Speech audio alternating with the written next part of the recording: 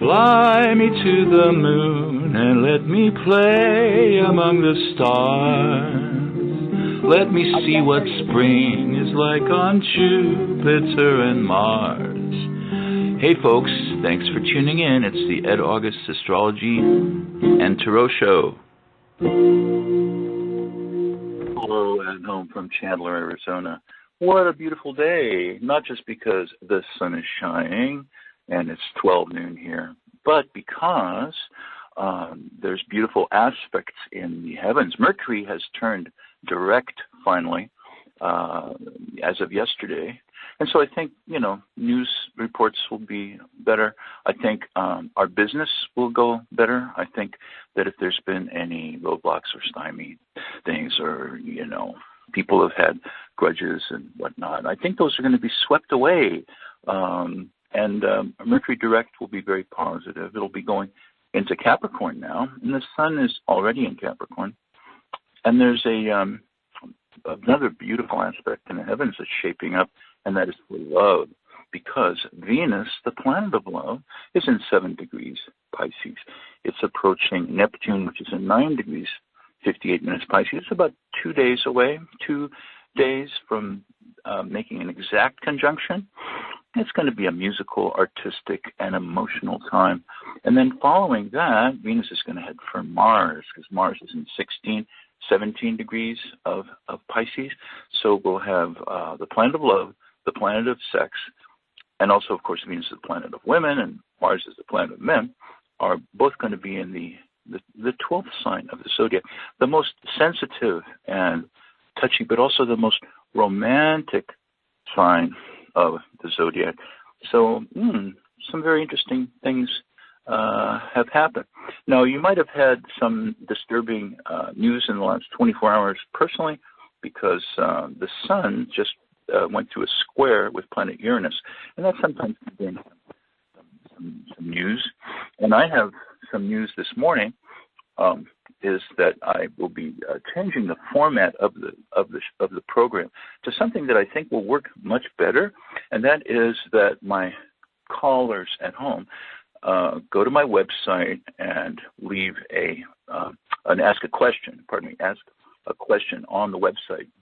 Go to edaugust.com. It's EDAUGUSTS, Ed, and then just like the month of August with an S on the end, .com, put a www in front of it, www.edaugust.com, and you'll see the radio portion there. And just go down a little bit into that, and you'll see that there's a form.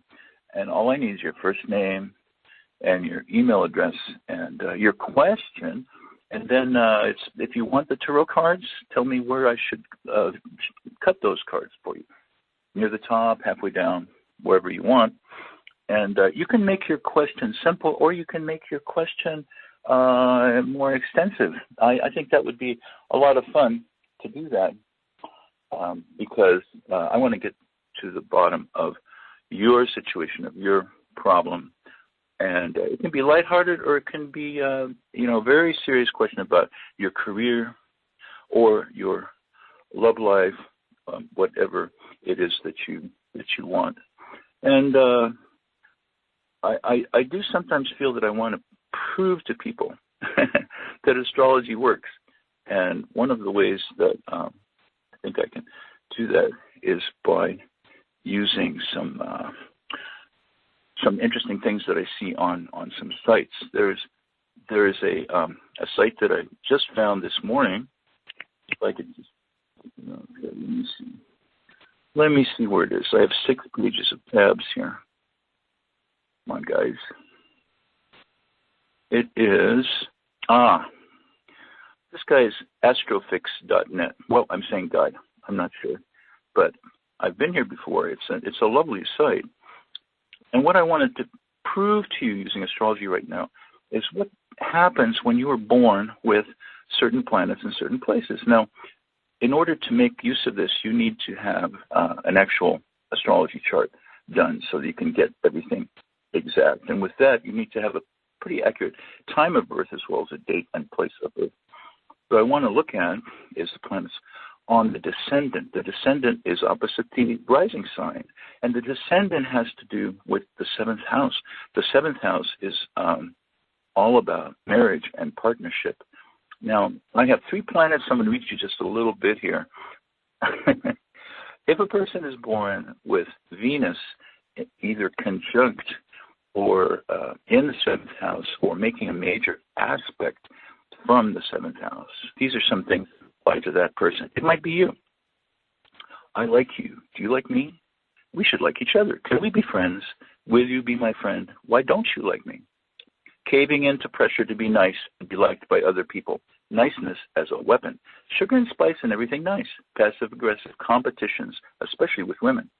Strong need to compare yourself to others to feel valuable. Self-esteem gained through competition. Beauty competitions, beauty pageants, beauty queens, presenters, hostesses, selling yourself to the highest bidder. Self-worth built from the reflection in another's eyes. Too much reliance on outside input. Codependent relationships, caving into your partner's wishes. Does any of this sound familiar? If it does, then you may have an aspect to your 7th house. Attracting a high-maintenance partner, attracting an attractive partner, attracting a wealthy partner. All those have to do with Venus and the 7th house. Needing to shoo off the competition. Effeminate, refined, a lazy partner, a pushover partner, a pampered partner, a spoiled partner. You're spoiled. You make a beautiful couple. You want to be part of a beautiful pair. You mingle with beautiful people. People see you as one of the beautiful people. People think you're attractive. People have expectations that you're going to be nice, attractive, accommodating, and sweet, because all those are under the energy of Venus in a natal chart. It can be hard to find true friends because people easily fall for you.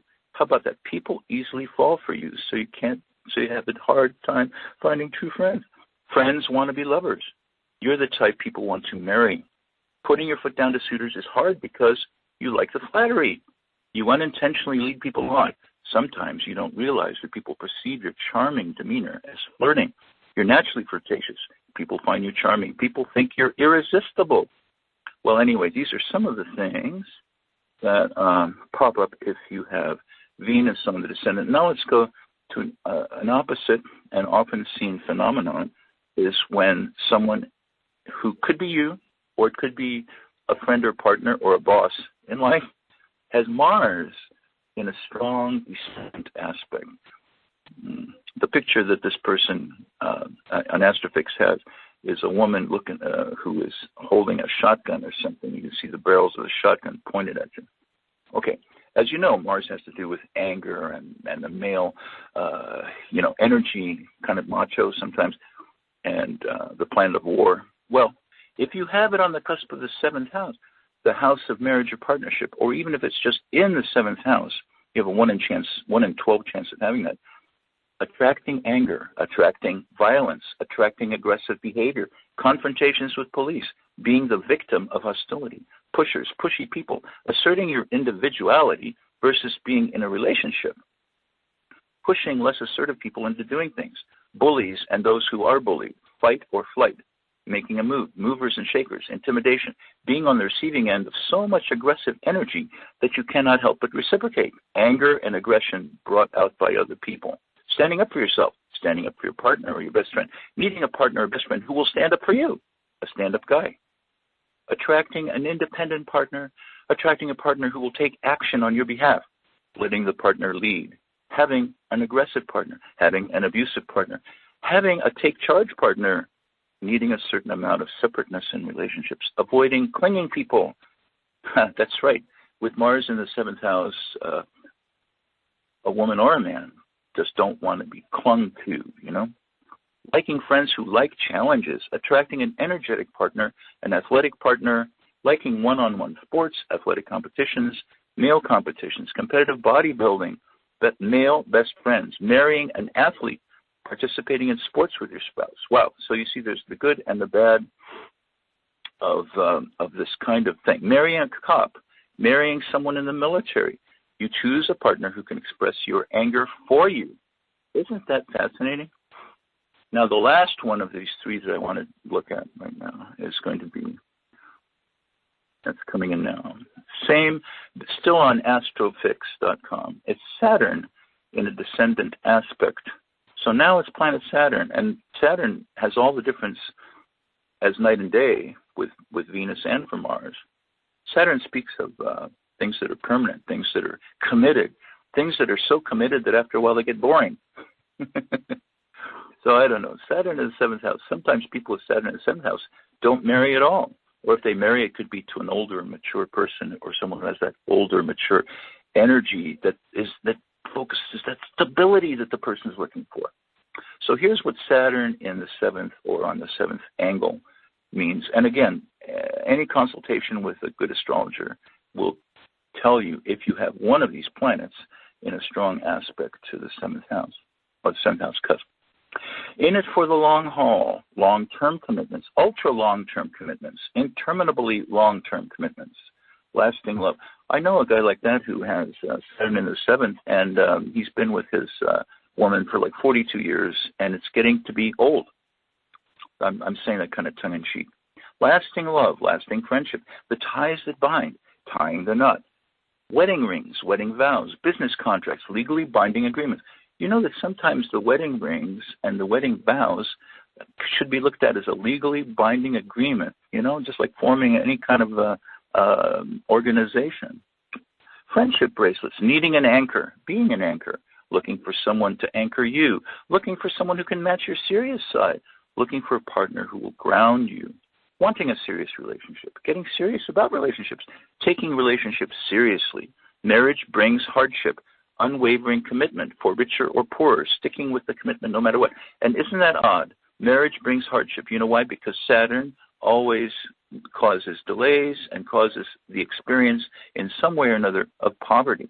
It may be that there's not enough love in that relationship. There may be materialism, but there may not be love. Sticking with the commitment no matter what. No child's play in love. Equal exchange and commitment. I love you, infinidad. Restricted by the enemy, censored by the enemy, censored by your partner, hard enemies, crystallized relationships. Do you get that idea of crystallized relationships? You've been in a relationship with someone so long, it's just crystallized. You can't move. You can't change towns or change houses or get away from that person. Barriers to marriage, marrying someone who is handicapped, the burden of a marriage, taking on a hardship, one-to-one relationships with hardship, stuck relationship. Well, you know, I'm going to stop there. But there's about 9 or 10 of these, you know, one for every planet and moon and everything. But I find it fascinating, and I hope you do too. Because if you find someone who has that Saturn in the 7th house, and if you're a playful, joyful person who loves sports and the outdoors, I think you should go with a guy who has Mars in his 7th house, not somebody who has Saturn in his 7th house.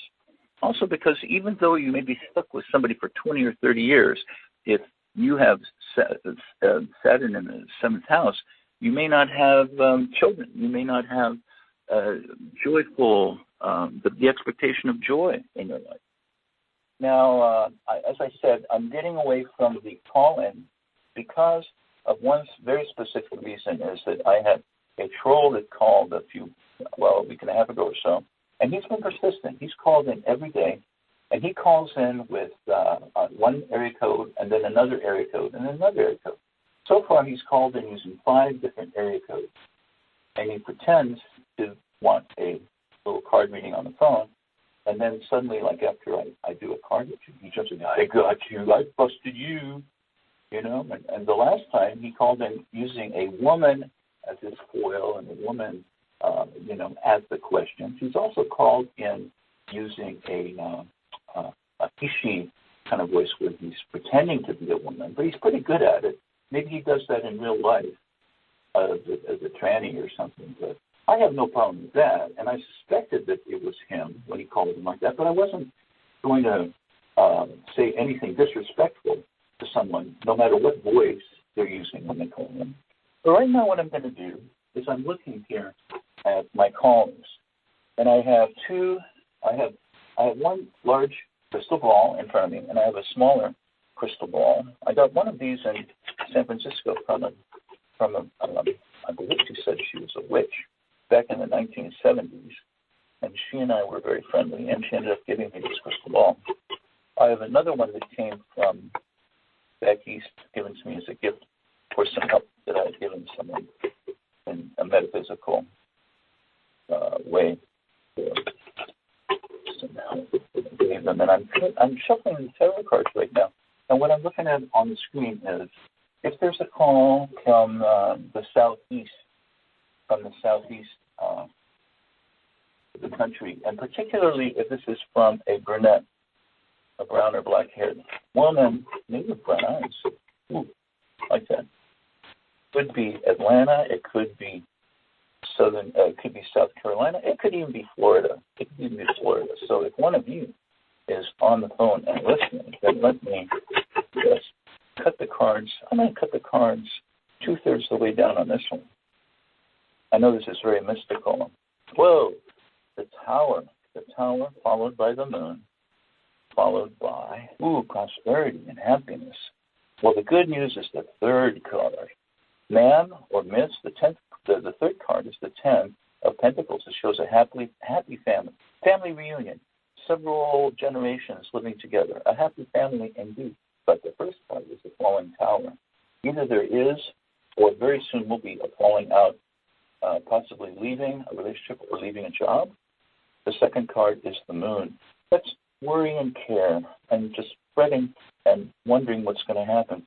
So, okay, people have cards like this all the time.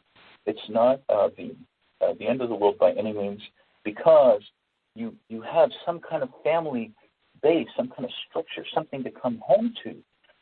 Either there's someone waiting for you at home that loves you, or you have an extended family and many, many friends that love you. And the fourth card, I'm just going to pick the fourth card again, is the Nine of Cups. The Nine of Cups is a really cool card because it shows happiness and prosperity. Through your home life and through your friends and through your family, you will have the base of opportunity in which you will find prosperity and in the end. So that's for our lady. I'm almost sure it's a lady who is in the southeast of the country. Now I'm going to shuffle up. And again, if you want to ask a question, it'll probably be for next week's show. It'll definitely be next week. It won't be this week.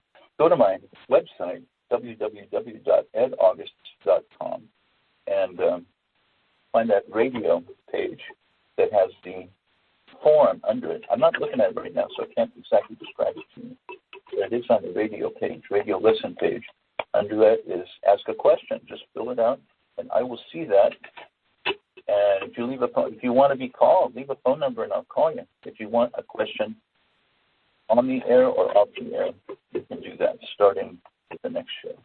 Now I'm cutting and shuffling the card, and I'm looking in the big crystal ball, which is about 5 inches in diameter. And what do I see there? Okay. Hey, we got a blonde woman from the Midwest, somewhere from Ohio or over to Iowa, maybe up as far as Minnesota. What is it? She's thin, and she's got blondish hair. She's concerned about something right now, very much. I'm picking up that it might be a relationship. Shuffle them a number of times. I'm going to cut the cards near the top this time, and we'll see what's going on. Justice. She's found something out, or she wants to have justice. She wants to have justice. Karma. Actually, karma can work both ways. You can be the recipient of good karma. Justice means that good things are coming to you. And in this case, even though it may seem initially a little bit blunt, or you're a little skeptical of it, and you don't know if you want it or not, guess what? The second card is the Ten of Cups.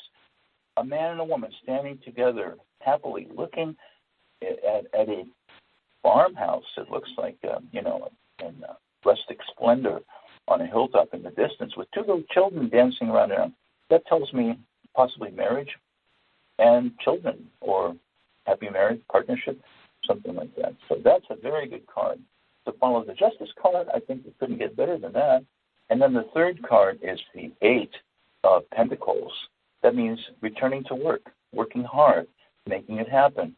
An artisan, anything that is happening in terms of the arts, is very, very positive there. It just may also mean making a living. Somebody's working. You are working. He is working. Someone is working, and that's the focus that you could go to, is the work that you need to do. So That's a very positive reading right there for our blonde lady in the Midwest. Now, somebody is calling me, not on the phone. I'm not even looking at these phone numbers, lady people. I'm not even looking at the phone numbers. I'm looking through my third eye, focused on crystal balls. Now I'm going to look at this smaller crystal.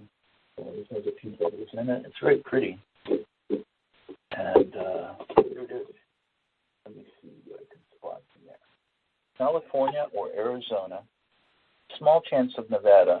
I think it's California. Someone is thinking about me in California and Sweden. And let's see what we can pull off here. Sometimes I get a direct impression of whether it has to do with romance. Oh, both? Isn't that amazing how that happens so often? Cutting the cards. And the first card. Oh, that's pretty cute. Page of Wands. An idealistic young person, a person who's just come onto the scene, a person who's just out of high school or college and ready to do something. Sometimes a very fun-loving kind of guy, but too fun-loving. Sometimes the fun-loving part can destroy you or at least set you back. Because the second card is the Five of Cups. A person wearing a cloak, head is turned down because they're very sad because they had 5 cups. 3 of them have been spilled, turned over, and 2 cups are still standing. Well, you know what? The 2 cups are still standing.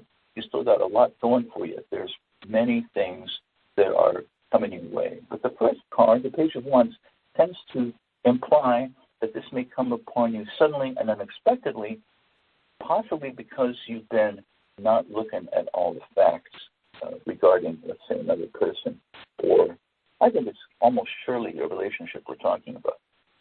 The third card is the Knight of Wands. Now, the Page of Wands is a kid, is someone who's acts younger than they are.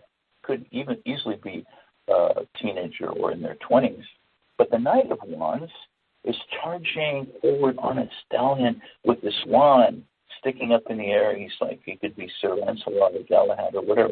But he's has a purpose, and he has virility and stamina and a strong interest in you. He has a strong desire in you. Listen, if you've lost someone, if this kid, this Page of Wands has gone out of your life, don't worry because the Knight of Wands is coming, and the Knight of Wands is 3 times the guy that the Page of Wands was. So, so it looks to me like there could be some advantage to you. The Devil pops up. The Devil means that there will be some hesitation because maybe once bit, twice shy. Maybe this guy comes on to you a little bit too quickly. Maybe he comes on too quickly and he's a temptation. Okay, I can see that. I can see that the Knight of Wands could be a temptation. The Devil shows to be somewhat careful. Ooh, yeah, okay, because the next card is the Nine of Wands, and that's someone who's looking back over their shoulder suspiciously, carefully, as though somebody's going to come after them or something. And the final card, because this is the stream of cards that I could not stop reading once I started, and that is the 7 of Pentacles. It shows more like a mind your business and grow your crops, make your money. You've made an investment. Stick with the investment that you've made because it will be successful. Maybe for a while, turn away from this budding romance and go and focus more on your job and on your career because your career is going to work out well. And then you will have the best of 2 worlds because the Chariot comes up. The Chariot has 2 sphinxes. It's a white and black sphinx that's drawing the Chariot. The person is a victor, a person who has conquered. So you will be that victor. You will conquer. This is all for the woman in California who is thinking about this right now. And the area codes on here that I don't recognize at all, but I will continue after because I want to do something good for you, even if it is clairvoyant. So through the powers of serendipity and the mysteries of the universe, I'm going to shuffle these cards again. How are we doing on time? 12:24 out here in Central Asia. And this time, I'm going to connect for someone in the New England area, someone in New England from Maine down to Connecticut, including Boston, and Cambridge and good places like that. Maybe you're going to MIT. Maybe you want to go to MIT. Anyway, let's see here. Now, what I'm not picking up this time is a male or female. Let me focus on that a little bit. There are 2 people listening right now. I've had over 200 listeners since I started this series, so definitely there are some listeners out there. And I'm picking up this could be a male or a female. And let's see if this is going to apply to both of them or just one. Ace of Pentacles. Awesome. Awesome, awesome. Okay, the money that you want is there. And you also have the means in order to get what it is that you want. That's good. The money is coming. The job that you want is going to be found easily with that. I think it already is. I think you're set up pretty well. The 6 of Cups. You will have a reunion with someone who you were dating or seeing previously, or even a friend from the past. That is a very positive card. Oh my goodness. Okay, that's followed by the 8 of Swords, and the 8 of Swords shows possession. It shows being so deep in a relationship and love with someone that you almost feel like you're a captive. I almost feel like you're held, like in one of these dark, erotic novels, the e-books that you can get on Kindle, dark romance, almost like being seduced and then kept blindfolded by it. But this is someone who's coming back into your life. And the 4th card is the Ace of Cups. That means that good will come out of it, love will come out of it. Maybe you need someone. Maybe you have your 7th house. Maybe your 7th house has Mars in it, like I was saying earlier. And with Mars in the 7th house, maybe you attract these kind of people, huh? And it shows continuing relationship. It's whatever happens with this guy or this woman, if you're that male caller, it doesn't have to be negative. It doesn't show that you have to free yourself necessarily. It shows that you can love. The Emperor is an authority figure, so it either means at some point you will take authority over the situation that is of concern, or it means that they are going to be the authority. They're going to be the Emperor. They're going to kind of tell you what to do. I know that ideally that's not the situation that anybody wants, is to have someone who's in control of so many things in their life. And yet, on some other level, it works because I've seen so many examples of it in my clients. And I have about 1,000 charts of people that I've cast horoscopes for and interpreted over the last 40 years. And I have a book called Planetary Combinations in Astrology Charts that you might enjoy looking at if you're seriously into astrology, and especially the aspects and the combinations of planets and aspects with it. You see, I try to divide my time here, partly astrology, partly tarot, and I can also look in the crystal ball. There's a photo. I'll post a photo where I'm sitting in front of it. 2 crystal balls on the. I have 90 seconds to go in this segment. In this program, and I do very much. I'm very happy that people called in. Next time, let's try looking on edaugust.com and look on that radio listen page, and there will be a comment form associated with it. You might have to click the menu to find it, but I do very much appreciate the calls. There's one stalker who has been really annoying me for the last 3 shows. We would still be doing the call-ins, but I can't do it with this wild, crazy stalker out there. I think he's jealous of me. He cannot do what I do, and so he wants to put me down. I've been through that many times in my career. It's all about jealousy. And you all have a wonderful time, and be speaking with you soon, next week. And send in those requests for readings. Thank you.